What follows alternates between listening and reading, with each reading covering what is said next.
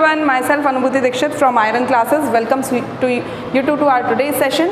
चलिए आज जो है हम लोग 11th क्लास जो है उसकी आपकी 4th यूनिट है प्लांट फिजियोलॉजी, उसका फर्स्ट चैप्टर हम लोग स्टार्ट करने वाले हैं, that is transport in plants.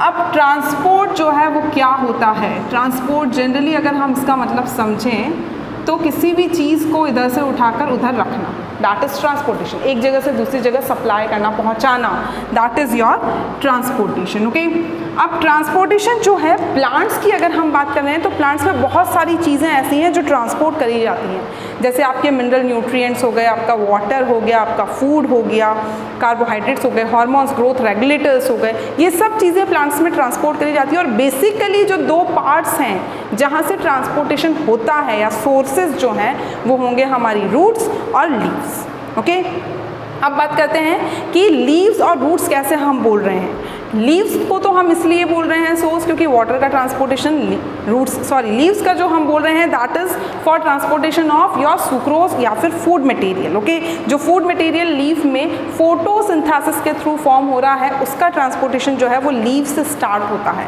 क्योंकि लीव्स में सारा फूड बन रहा है। और दूसरा ट्रांसपोर्टेशन जो होता है that started from roots, root से जो है आपका वाटर का होता है। बाकी अगर हम ग्रोथ रेगुलेटर्स की बात करें तो ग्रोथ रेगुलेटर्स जो है वो रेयरली ट्रांसपोर्ट किए जाते हैं क्योंकि जनरली जो है हर पार्ट जो है अपना खुद का जो है ग्रोथ रेगुलेटर फॉर्म कर लेता है और जो है इनका ट्रांसपोर्टेशन रेयरली होता है, पर लेकिन अगर होता है तो that is occur through phloem. Okay, तो मेनली जो है ट्रांसपोर्टेशन के लिए अगर हम लॉन्ग डिस्टेंस ट्रांसपोर्टेशन की बात करें तो मेनली दो चीज़ों के जो है या दो टिश्यूज़ जो है आपके मेनली लॉन्ग डिस्टेंस ट्रांसपोर्टेशन के लिए ज़रूरी होते हैं, that is xylem and phloem. Okay, चलिए अब बात करते हैं ट्रांसपोर्ट इन प्लांट्स जो है, तो उसके लिए सबसे पहले जो है that is transfer of material, any material from one part to another in a plant is known as transportation।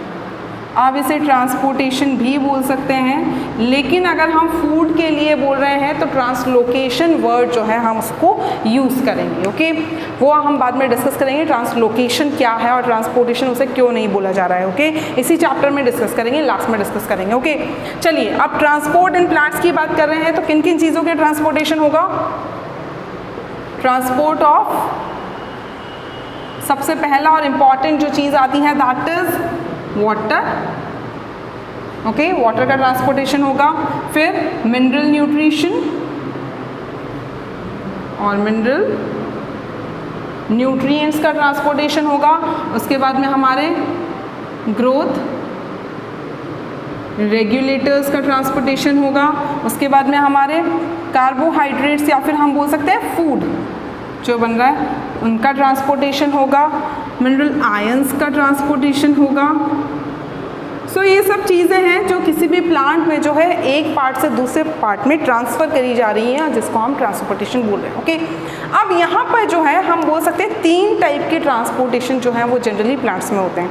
एक तो होता है सेल्यूलर लेवल पे, सेल्यूलर लेवल ट्रांसपोर्ट जो होगा वो एक ही सेल के अंदर, एक ही सेल है, सेल के अंदर एक पार्ट से दूसरे पार्ट में हम कोई चीज़ ट्रांसफ़र कर रहे हैं, so that is cellular level transportation. Second हो जाएगा शॉर्ट डिस्टेंस, शॉर्ट डिस्टेंस मतलब नेबरहुड में सेल्स हैं, दो सेल्स हैं आसपास की। ओके, जैसे आपकी ये दो सेल्स हैं, ठीक है, या फिर ये सेल्स हैं, ठीक है, तो इनसे इनमें हो रहा है, इससे इनमें हो रहा है, ठीक है, तो इस तरीके का जो एक सेल से दूसरे सेल आसपास वाली जो सेल्स हैं उनमें अगर ट्रांसफ़र हो रहा है तो that will be short distance transportation. और लॉन्ग डिस्टेंस ट्रांसपोर्टेशन जैसे कि हम बात कर सकते हैं कि जाइलम और फ्लोएम के थ्रू जो होता है, जैसे नीचे से रूट्स में से आपको वाटर पहुंचाना है लीव्स तक जहां फोटोसिंथेसिस हो रहा है, तो उसको हम बोलेंगे लॉन्ग डिस्टेंस ट्रांसपोर्टेशन। ओके, सो हम यहाँ पर जो है तीन कैटेगरीज में जो है डिवाइड कर लेते हैं। Okay, types of transportation. Okay, so types of transportation की बात कर रहे हैं तो यहाँ पर 3 टाइप्स के हम लोग पहले डिवाइड कर लेते हैं। मतलब ये एक्चुअल में टाइप्स भी नहीं बोलेंगे, हम इन्हें बोलेंगे लेवल्स ऑफ ट्रांसपोर्टेशन। अगर मैं प्रॉपर वे में बोलूँ तो वैसे तो टाइप्स ऑफ ट्रांसपोर्ट में हम एक्टिव और पैसिव को लेंगे on the basis of energy utilised और नॉट यूटिलाइज्ड, पर लेकिन यहाँ पर हम बोलेंगे लेवल्स ऑफ ट्रांसपोर्टेशन। तो 3 लेवल्स में हम लोग डिवाइड कर सकते हैं।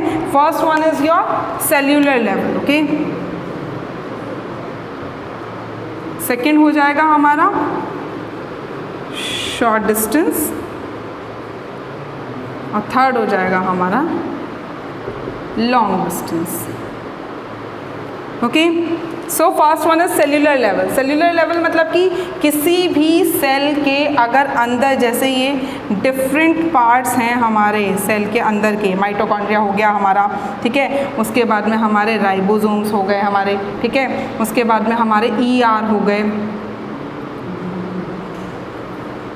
ER हो गए, ठीक है। तो एक पार्ट से दूसरे पार्ट में, मतलब सेल के ही अंदर एक ऑर्गेनल से दूसरे ऑर्गेनल के अंदर कुछ पहुंचाना है, कुछ ट्रांसफ़र करना है, so that will B cellular level. Short distance, जैसा कि मैंने बताया वहाँ पर कोई आसपास की सेल्स हैं, ठीक है, उनके बीच में जो ट्रांसपोर्टेशन हो रहा है that will be short distance transportation. और long distance from root to leaves हम बोल सकते हैं, या फिर हम बोल सकते हैं कि जैसे बात करें रूट टू लीव्स हो गया, ठीक है, किसका हो जाएगा, वाटर का हो जाएगा, ओके। तो यहाँ पर या फिर हम बोल सकते हैं लीव्स में फूड सिंथेसाइज किया जा रहा है, तो उसको प्लांट्स के डिफरेंट पार्ट्स में, अब उस फूड को लीव्स में बनाया जा रहा है, तो लीव्स जो फूड बनाएंगे उसको रूट्स तक भी पहुँचाया जाएगा। सो हम यहाँ पर लिख सकते हैं from leaves to root of food material. तो फूड का ट्रांसपोर्टेशन जो हो जाएगा, भाई ये लॉन्ग डिस्टेंस है, बहुत लंबी लंबी डिस्टेंसेस पे जो है ये ट्रांसपोर्टेशन हो रहे हैं, तो इनको लॉन्ग डिस्टेंस ट्रांसपोर्टेशन में हमने रखा है, ओके। और शॉर्ट डिस्टेंस हो जाएगा आसपास वाली सेल्स के बीच में। सेल्यूलर लेवल, एक ही सेल के अंदर डिफरेंट ऑर्गेनल्स के बीच में जो ट्रांसपोर्टेशन होगा that will B cellular level transportation. तो ये 3 लेवल्स हैं ट्रांसपोर्टेशन के। अब आप इन्हें नोट डाउन करिए। उसके बाद में जो है हम लोग टाइप्स ऑफ ट्रांसपोर्टेशन जो है वो डिस्कस करेंगे on the basis of energy utilised और नॉट यूटिलाइज्ड। मतलब एनर्जी लग रही है ट्रांसपोर्टेशन में या नहीं यूटिलाइज हो रही है, उसके बेसिस पे हम लोग फिर से ट्रांसपोर्टेशन को 2 पार्ट्स में या 2 टाइप्स में डिवाइड करते हैं, that is active and passive. Active नाम से ही समझ में आ रहा है कि एनर्जी यूटिलाइज होगी, ATP जो है उसका यूटिलाइजेशन होगा। और ये जो एक्टिव ट्रांसपोर्टेशन होगा ये हम एनर्जी का यूटिलाइज करते हैं। जैसे आप अपने घरों में जो है आप देखिए ऊपर वाटर टैंक्स रखे रहते हैं, टंकियाँ रखी रहती है पानी की, ठीक है। अब आपको जो है नीचे से ऊपर पहुंचाना है, मतलब फ्रॉम, वैसे तो हाई लेवल से लो लेवल पे ही पहुंचाना है, पर लेकिन वो नीचे से ऊपर की तरफ है। जब भी आप ढलान पे, कोई भी ढलान वाला रोड है, तो वहाँ पर जब आप नीचे से ऊपर की तरफ जाते हैं तो आपको एनर्जी की ज़रूरत होती है, एनर्जी लगा के आप जो है ऊपर की तरफ जाते हैं। उसी तरीके से हम अपने घर में जो टंकियाँ होती है पानी की, उनको भरने के लिए मोटर का यूज़ करते हैं, तो वो एनर्जी है एक तरीके की जिसका यूटिलाइजेशन करके हम उस पानी को नीचे से ऊपर की तरफ पहुँचा रहे हैं, ठीक है। एक्टिव ट्रांसपोर्टेशन में बात क्या हो जाएगी, कॉन्सेंट्रेशन जो है जहाँ से हमें पहुँचाना है, जहाँ से सप्लाइंग करनी है, वहाँ पर लो कॉन्सेंट्रेशन रहेगा उस चीज़ का, और जहाँ भेजना है वहाँ हाई कॉन्सेंट्रेशन है ऑलरेडी, ठीक है। इसीलिए एनर्जी का यूटिलाइजेशन करना पड़ रहा है। और बात आती है सेकेंड टाइप ऑफ ट्रांसपोर्टेशन की, दैट इज़ पैसिव ट्रांसपोर्ट। तो पैसिव ट्रांसपोर्ट में क्या हो जाएगा हमारा कि चीज़ें जहाँ पर ज़्यादा है वहाँ से कम की तरफ हमें लानी है, तो वो अपने आप ही आ जाएगी। जैसे आप ढलान वाले रोड पे अगर ऊपर से नीचे की तरफ आ रहे हैं तो आप अपने आप आ जाएंगे बिना किसी एनर्जी यूटिलाइजेशन के, ठीक है, भागते भागते भागते आ जाएंगे, ठीक है। या फिर हमें कोई चीज़ जैसे कोई बॉल वगैरह है, ठीक है, तो उसको अगर हमें भेजना है, या फिर कोई गाड़ी है, व्हीकल की बात कर लेते हैं, तो व्हीकल जो है वो ऊपर से नीचे की तरफ अपने आप आ जाएगा, उसमें आपको कोई एनर्जी यूटिलाइजेशन की ज़रूरत नहीं। अब आपने टंकी भर ली, मोटर का यूज़ करके एनर्जी यूटिलाइज कर ली। अब उसके बाद में हमें क्या करना है, जब हम टैप खोलते हैं, नीचे जितने भी टैप्स हैं उनको खोलोगे तो उसमें वापस मोटर चलाने की ज़रूरत थोड़ी ना है, तो वहाँ एनर्जी की यूटिलाइजेशन की कोई नीड नहीं होगी, वहाँ अपने आप, क्योंकि ऊपर से नीचे की तरफ आ रहा है तो एनर्जी यूटिलाइजेशन नहीं होगा। तो passive transportation without energy utilisation, और एक्टिव ट्रांसपोर्टेशन जो होगा वो विद एनर्जी यूटिलाइजेशन जो है वो ट्रांसपोर्टेशन होगा। चलिए आप इनको नोट डाउन करिए, उसके बाद में हम लोग जो है ये 2 टाइप की ट्रांसपोर्टेशन जो है वो देखते हैं।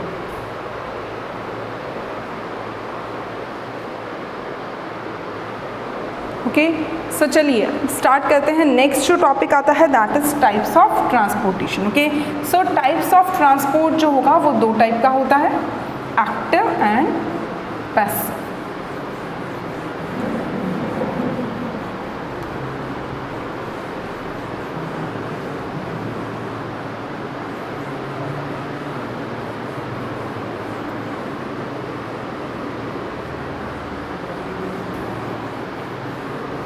Active and passive transport. Okay.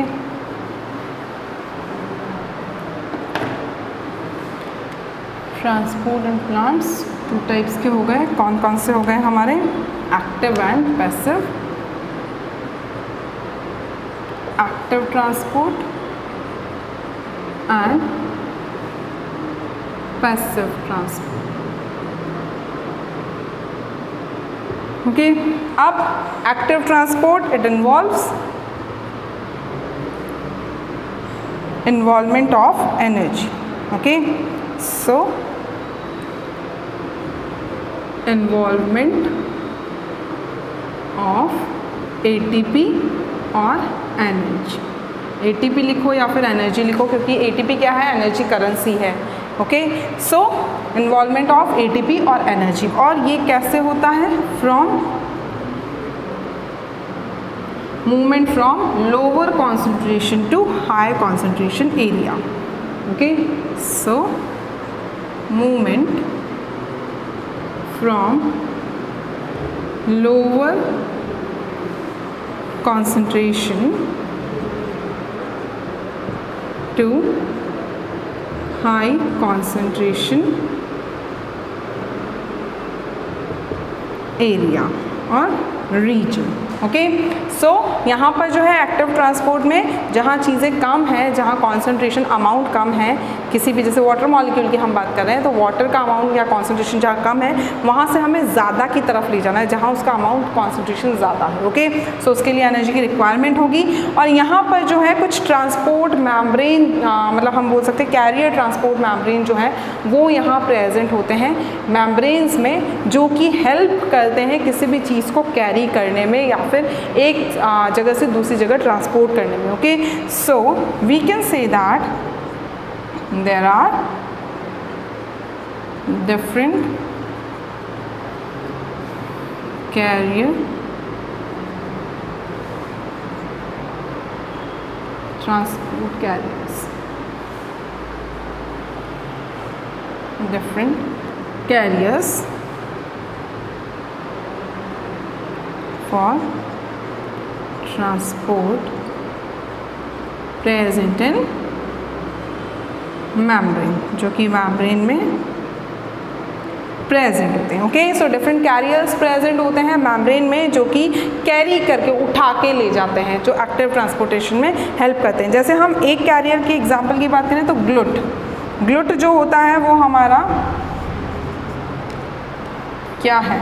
GLUT। ये जनरली पूछा भी जाता है क्वेश्चन। ओके, ग्लूट जो है ये ग्लूकोज ट्रांसपोर्टर है, ग्लूकोज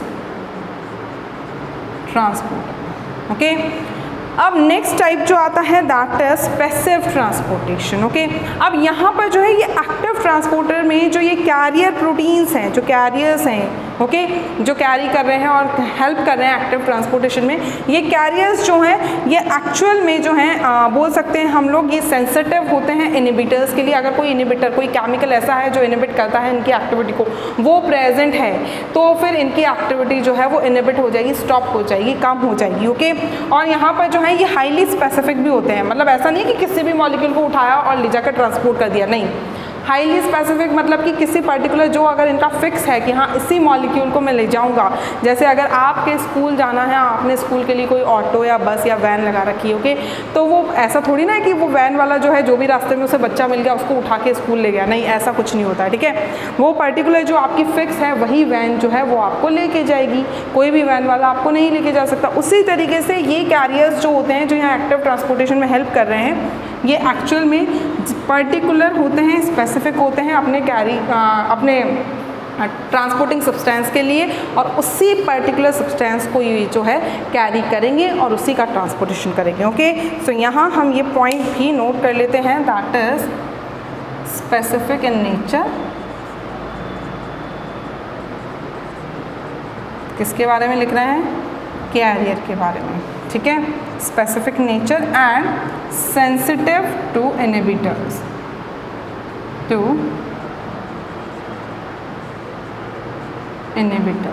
ओके। सेंसिटिव भी होंगे किसके लिए? इनहिबिटर्स के लिए। अगर कोई इनहिबिटर प्रेजेंट है, कोई ऐसा केमिकल है जो इनकी एक्टिविटी को, इनके स्ट्रक्चर को इनहिबिट करता है, स्टॉप करता है, बिगाड़ता है, डिग्रेड करता है, तो ये उसकी प्रेजेंस में जो है वर्क नहीं कर पाएंगे, okay.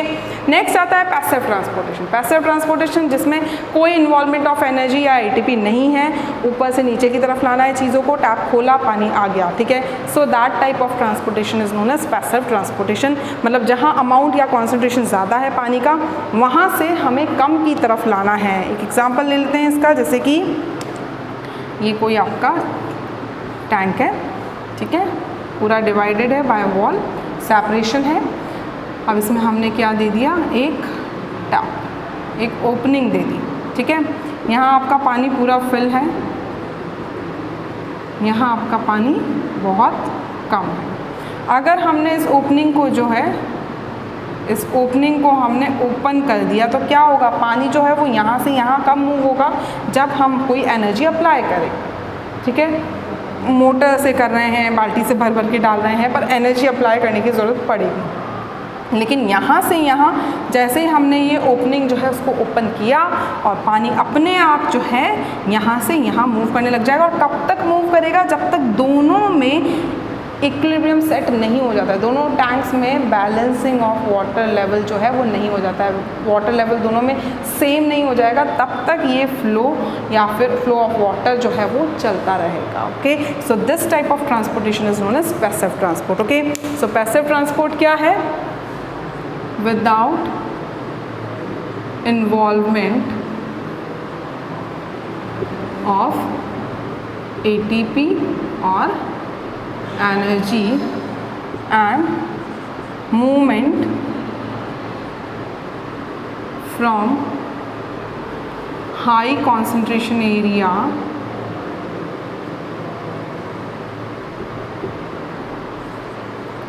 to low concentration area। किसी भी चीज़ का, किसी भी मटेरियल का movement from its high concentration to its low concentration, okay, उसको हम क्या बोल रहे हैं? Passive transportation. और जनरली प्लांट्स की अगर हम बात करें तो प्लांट्स में कोई भी चीज़ बाहर से अंदर आती है या अंदर से जो बाहर जाती है, वो जनरली पैसिव ट्रांसपोर्टेशन के थ्रू जो है ये मूवमेंट होता है। तो स्पेशली वाटर की हम बात करें, flow of water in and out of the plant takes place through passive transportation, okay. So flow of water in and out of the plants is usually by passive mode। Passive mode of transportation के through ही जो है आपका flow of water in and out of the plants जो है वो होता है जनरली, ओके। बाकी मिनरल न्यूट्रिएंट्स हो गए आपके, मिनरल जो आयंस होते हैं, ओके, उनके ट्रांसपोर्टेशन के लिए आपको एनर्जी की रिक्वायरमेंट होती है, वो एक्टिव ट्रांसपोर्टेड होते हैं। कुछ पैसिवली भी होते हैं, पर लेकिन ज़्यादातर एक्टिव ट्रांसपोर्टेशन के थ्रू ट्रांसपोर्ट किए जाते हैं। अगर हम फूड की बात करें तो वो फूड जो है वो तो पूरा का पूरा ही एनर्जी यूटिलाइजेशन के साथ जो है वो ट्रांसपोर्ट किया जाता है प्लांट के एक पार्ट से दूसरे पार्ट में, ओके। वाटर जो है वो बोल सकते हैं हम लोग ऑस्मोसिस और डिफ्यूजन प्रोसेस जो है वो बेसिकली वाटर के लिए ही एप्लीकेबल हैं, और ये दोनों ही प्रोसेस ऐसे हैं जिसमें जो है आपको एनर्जी यूटिलाइजेशन नहीं करना पड़ता है, दोनों ही पैसिव ट्रांसपोर्टेशन के मेथड्स हैं, ओके। तो चलिए आप इसको नोट डाउन करिए। उसके बाद में जो है हम हमारा पैसिव ट्रांसपोर्टेशन का जो है फर्स्ट प्रोसेस जो है वो स्टार्ट करते हैं, that is diffusion.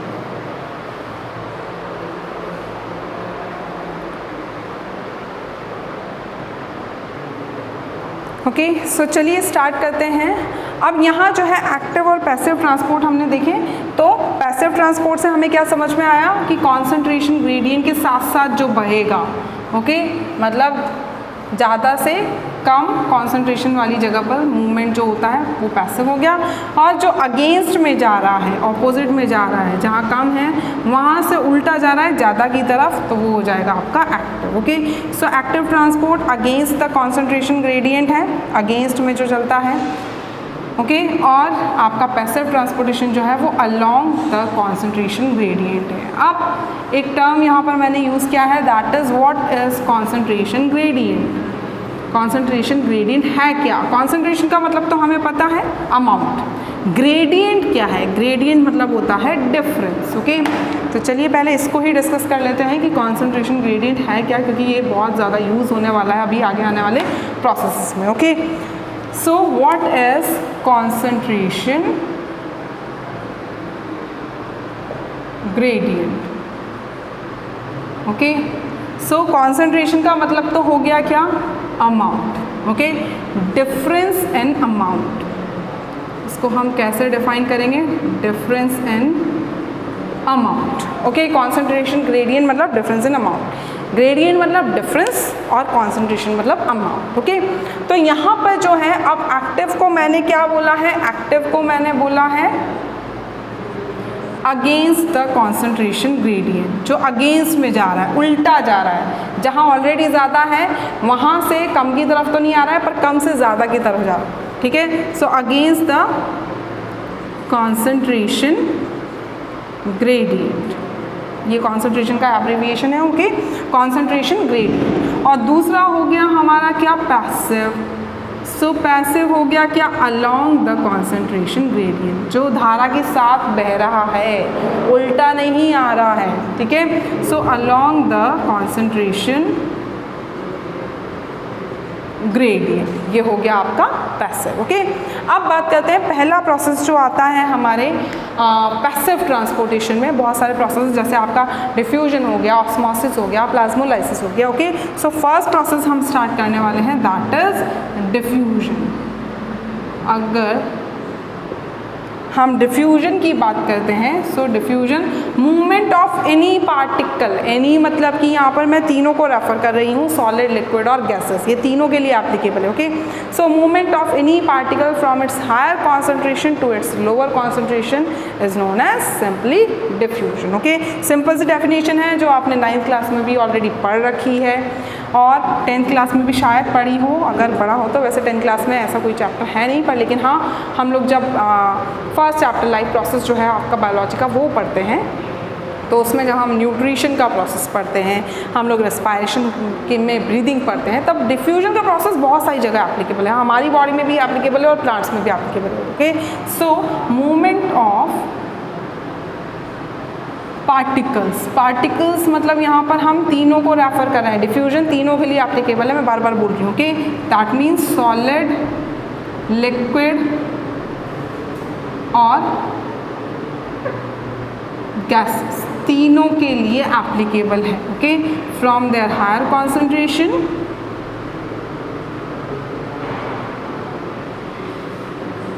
To their lower concentration is known as what? is known as diffusion. Simply कोई मेम्ब्रेन का डिस्कशन नहीं है, बस पार्टिकल का कॉन्सेंट्रेशन ज़्यादा है, वहाँ से वो कम की तरफ मूव कर रहे हैं, भले ही वो सॉलिड है, लिक्विड है या गैसेस है। पर लेकिन इनके डिफ्यूजन स्पीड में, डिफ्यूजन रेट में, डिफ्यूजन रेट जो है वो रेट क्या है? मूवमेंट, कितना स्पीडली मूवमेंट कर रहा है वो है हमारी diffusion rate. Okay so diffusion rate हम किसे बोलेंगे?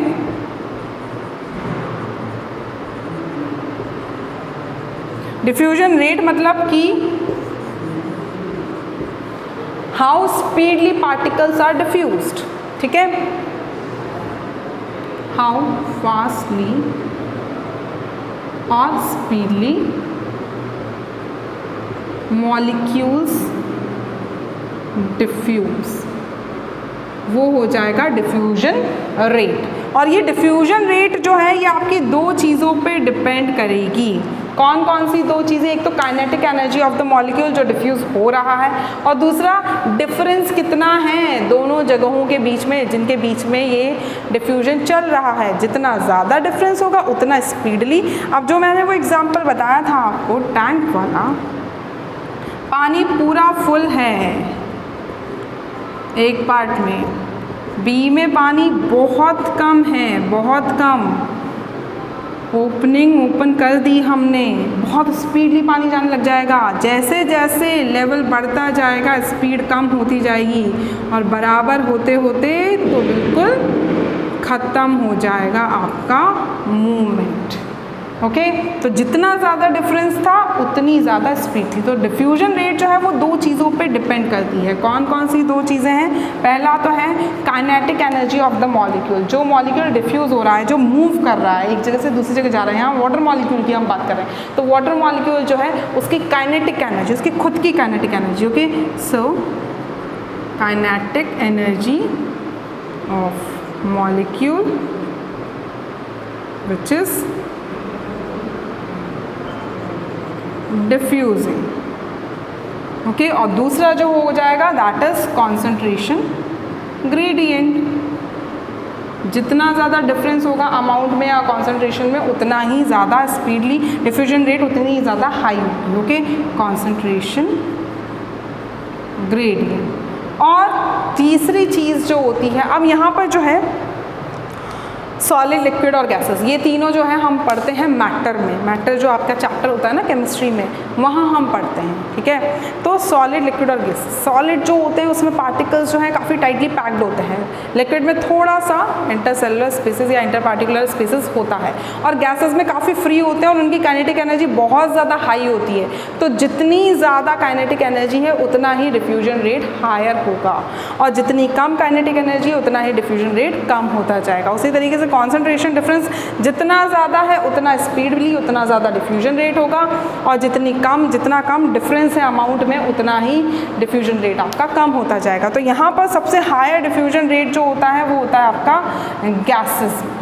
ठीक है, उसके बाद में होता है आपका लिक्विड का, और सबसे कम डिफ्यूजन रेट होता है सॉलिड का। सॉलिड भाई जैसे बॉल्स हैं, अब आप बॉल्स के लिए क्या करोगे, यहाँ पर जैसे कोई होल है जो बॉल की साइज़ का है। ठीक है, अब आपने एक टैंक में पूरी फुल बॉल्स भरी हुई हैं, दूसरे वाले में क्या हुआ है, बहुत है ही नहीं बिल्कुल भी, मान लीजिए। ठीक है, तो बॉल्स तो जो हैं वो धीरे धीरे आएंगी, फिर उस होल में से निकलेंगी। अब होल में आ रही हैं या नहीं आ रही, चलो उनकी साइज़ का है, उनकी साइज़ से बड़ा है तो भी वो धीरे धीरे, लेकिन वाटर जो है वो तेज़ी से मूव करेगा। और अगर हम गैस की बात करें तो गैस तो और भी ज़्यादा, क्योंकि उसके मॉलिक्यूल्स की काइनेटिक एनर्जी काफ़ी हायर है, उसके पार्टिकल्स की काइनेटिक एनर्जी काफ़ी हायर है। ओके, सो ये तो था डिफ्यूजन और डिफ्यूजन रेट। अब बात करेंगे नेक्स्ट सेशन में, हम लोग बात करने वाले हैं फैसिलिटेटेड डिफ्यूजन। ये एक टाइप ऑफ डिफ्यूजन है, इन्वॉल्वमेंट ऑफ एनर्जी वहाँ पर भी नहीं होगा, पर कुछ प्रोटीन्स जो होते हैं जो कि क्या करते हैं, हेल्प करते हैं डिफ्यूजन कराने में। कुछ मैम्ब्रेन प्रोटीन्स जो हैं, ट्रांसपोर्ट मैम्ब्रेन प्रोटीन्स जो हैं वो प्रेजेंट होते हैं मैम्ब्रेन में, और ये क्या करते हैं, उठा के इधर से रख दिया। एनर्जी नहीं यूटिलाइज करेंगे, इन्वॉल्वमेंट ऑफ एनर्जी यहाँ पर भी नहीं होगा, पर लेकिन बस ये हेल्प कर रहे हैं, डिफ्यूजन को कराने में हेल्प कर रहे हैं, और इसीलिए इस टाइप के डिफ्यूजन को हम क्या बोलते हैं, फैसिलिटेटेड डिफ्यूजन, जिसको हम नेक्स्ट सेशन में डिस्कस करने वाले हैं। Okay, thank you.